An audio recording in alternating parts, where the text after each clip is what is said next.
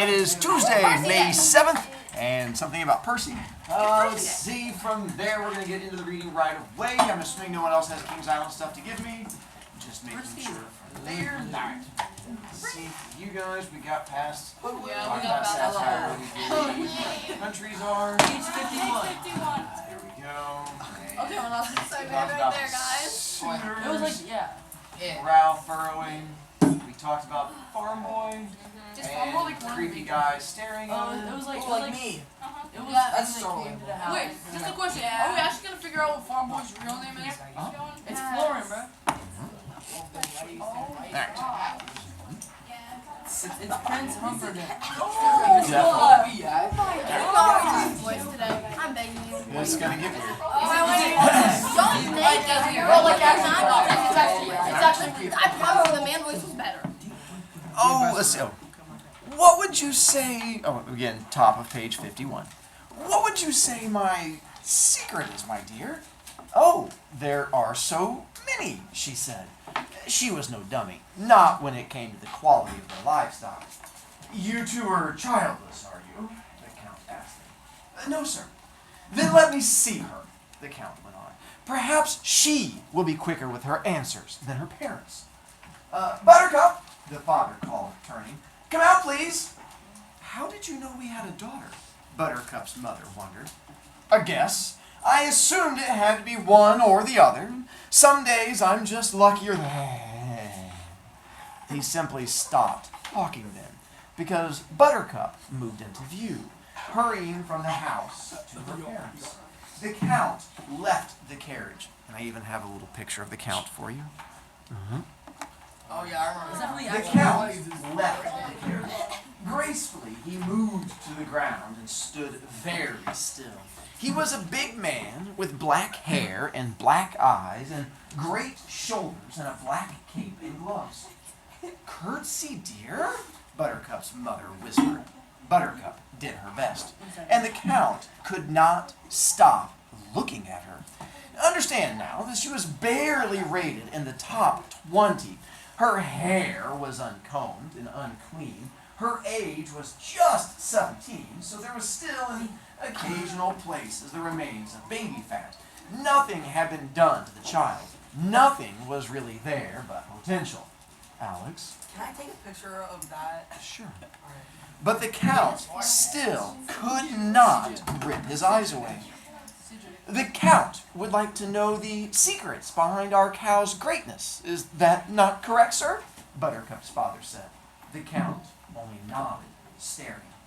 Even Buttercup's mother noted a certain tension in the air. Oh, ask the farm boy, he tends them, Buttercup said.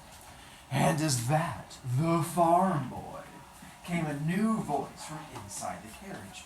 Then the Countess's face was framed in the carriage doorway. Her lips were painted a perfect red, her green eyes lined in black. All the colors of the world were muted in her gown. Buttercup wanted to shield her eyes from the brilliance. Buttercup's father glanced back toward the lone figure peering around the corner of the house. It is. Bring him to me. He's not dressed properly for such an occasion, Buttercup's mother said. I have seen bare chests before, the Countess replied.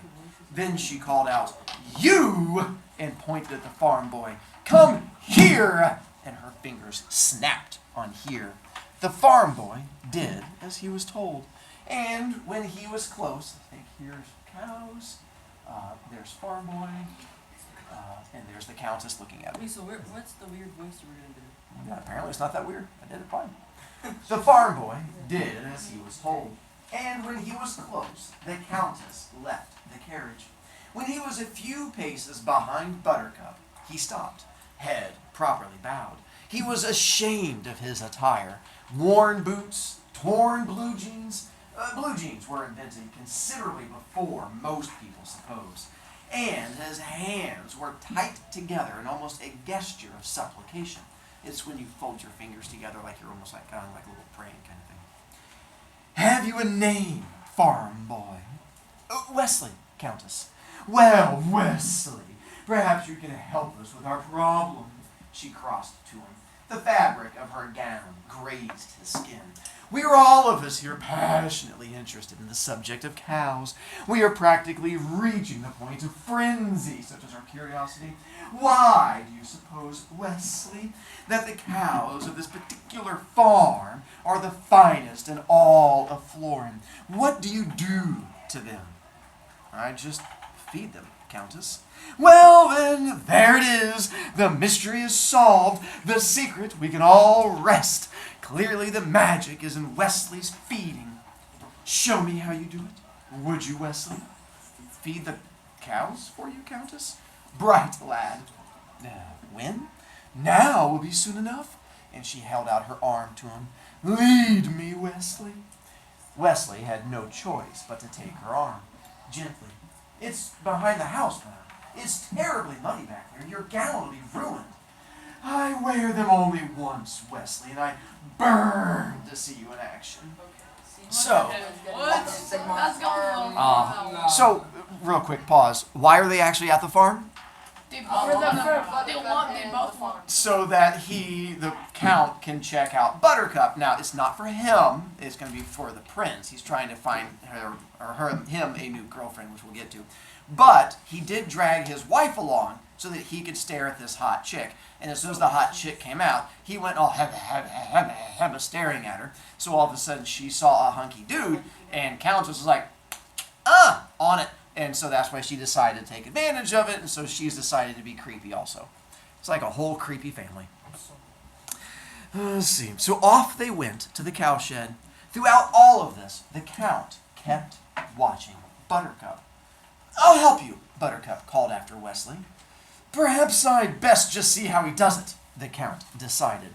Strange things are happening, Buttercup's parents said, and off they went too, bringing up the rear of the cow feeding trip, watching the Count, who was watching their daughter, who was watching the Countess, who was watching Wesley. So here's your creepy train of them going to meet the cows. There's Wesley, there's the Countess, there's Buttercup following along behind. There's the Count following along after her, and then there's the parents following along after him, everybody being a new level of creepy as they follow along. I couldn't see what he did that was so special, Buttercup's father said. He just fed them. This was after dinner now, and the family was alone again. They must like him personally. I had a cat once that only bloomed when I fed him. Maybe it's the same kind of thing. Buttercup's mother scraped the stew leavings into a bowl. Here, she said to her daughter, Wesley's waiting by the back door. Take him his dinner. Buttercup carried the bowl, opened the back door. Take it, she said.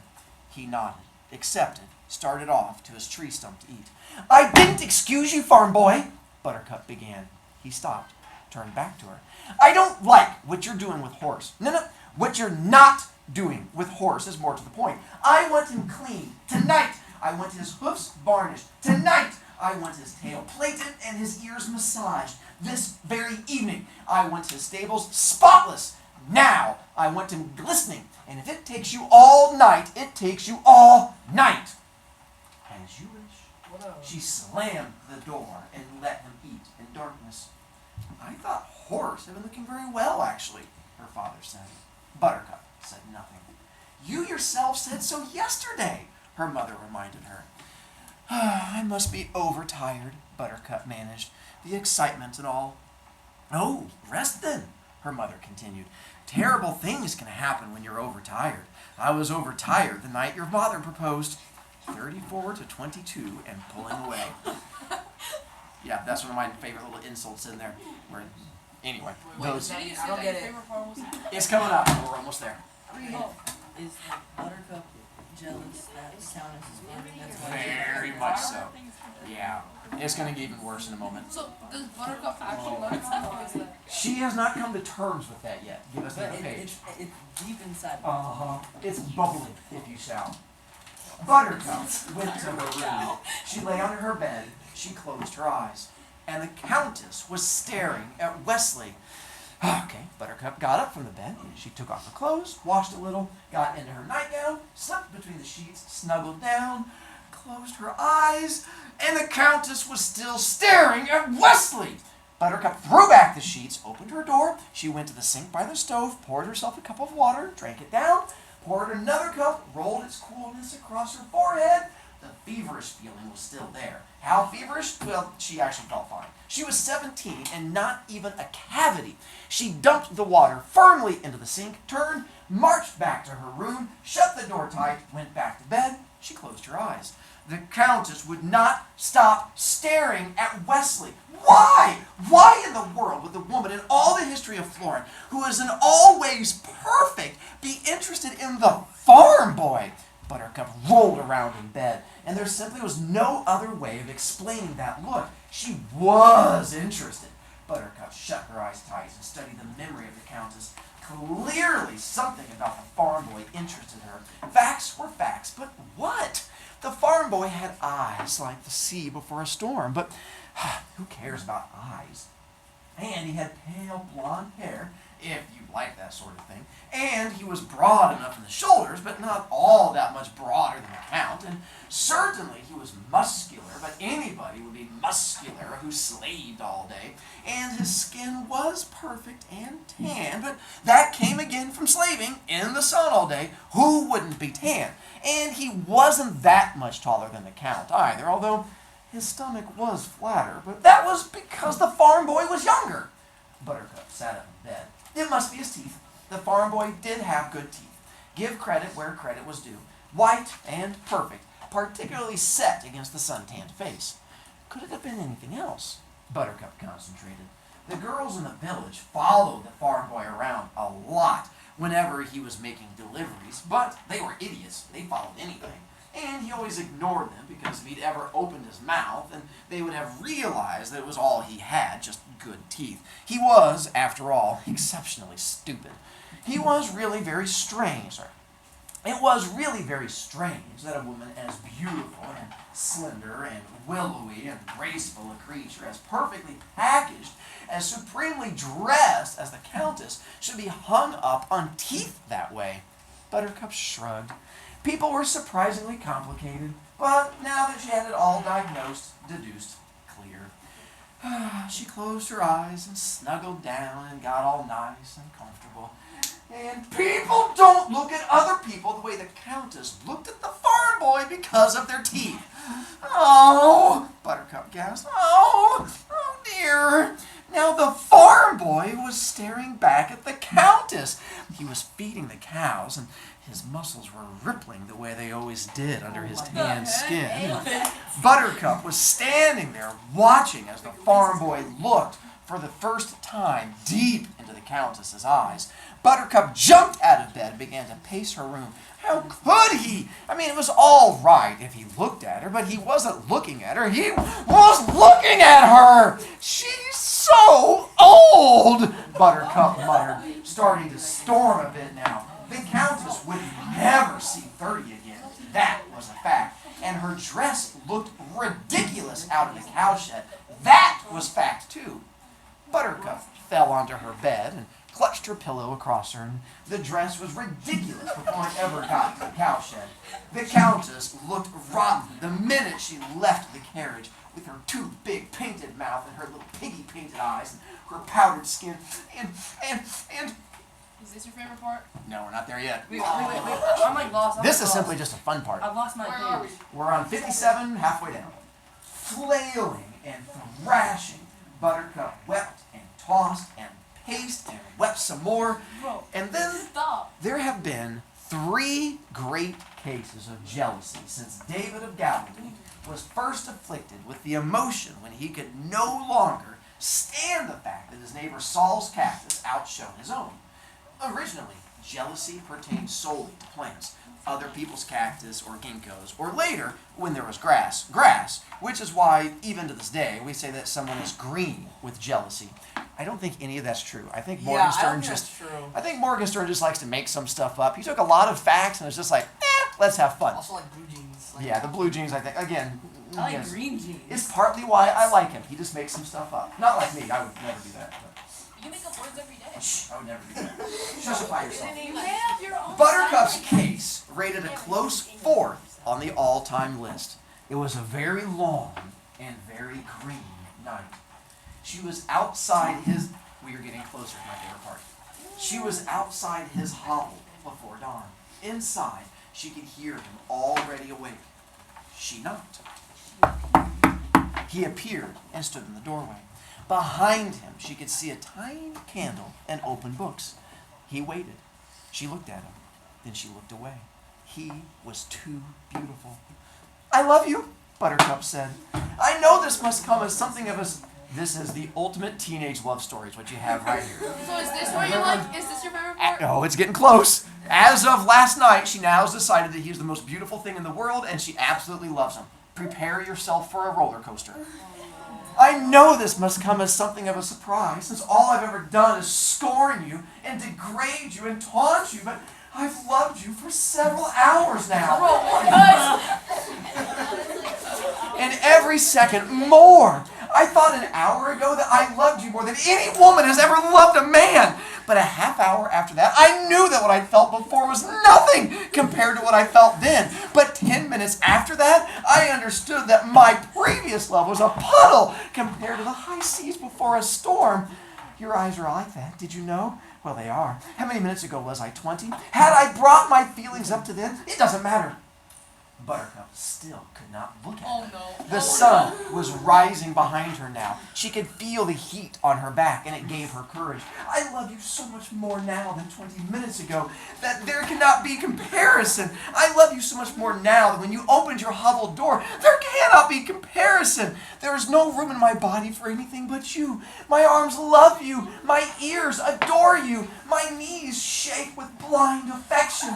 My mind begs you to ask it something so it can't obey. Do you want me to follow you for the rest of your days? I will do that. Hashtag women's lib. Do you want me to crawl? I will crawl. I will be quiet for you or sing for you. If you are hungry, let me bring you food. Or if you have thirst and nothing will quench it but Arabian wine, I will go to Arabia, even though it is across the world, and bring a bottle back for your lunch. Anything there is that I can do for you, I will do for you. Anything there is that I cannot do, I will learn to do. I know I cannot compare with the Countess in skills or wisdom or appeal, and I saw the way that she looked at you, and I saw the way that you looked at her. But remember, please, that she's old and has other interests, while I am 17, and for me there is only you.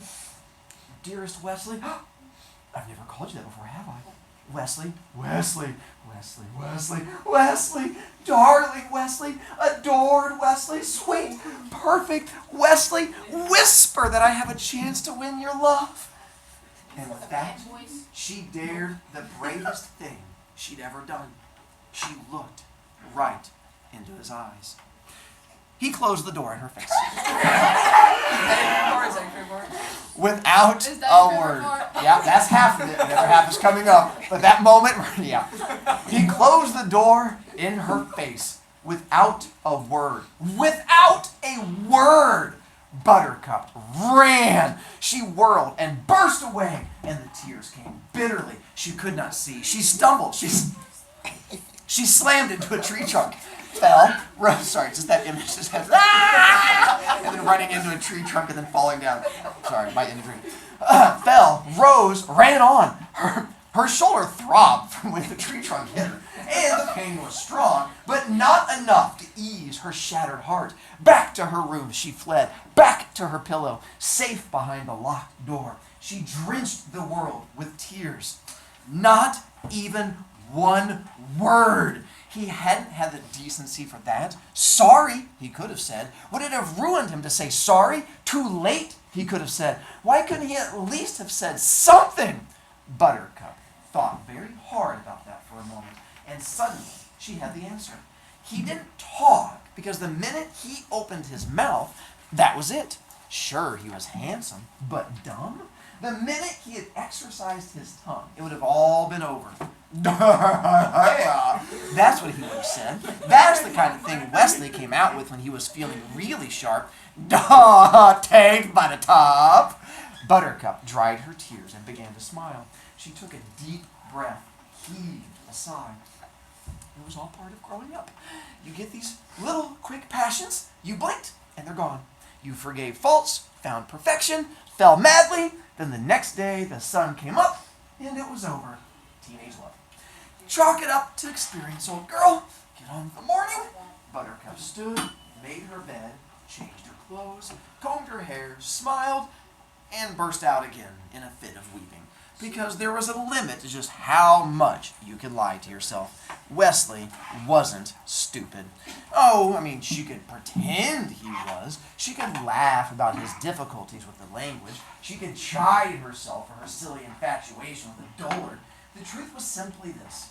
He had a head on his shoulders, with a brain inside every bit as good as his teeth. There was a reason he hadn't spoken, and it had nothing to do with gray cells working. He hadn't spoken because really there was nothing for him to say. He didn't love her back, and that was that. The tears that kept Buttercup company the remaining of the day were not at all like those that had blinded her into the tree trunk. Those were noisy and hot, and they pulsed. These were silent and steady, and all they did was remind her that she wasn't good enough. She was 17, and every male she'd ever known had crumbled at her feet, and it meant nothing. The one time it mattered, she wasn't good enough. All she knew really was writing. And how was that to interest a man when that man had been looked at by the Countess? And there we stop. Because this next part is the other half of my favorite part with what's going to happen, which we will finish chapter 1 tomorrow.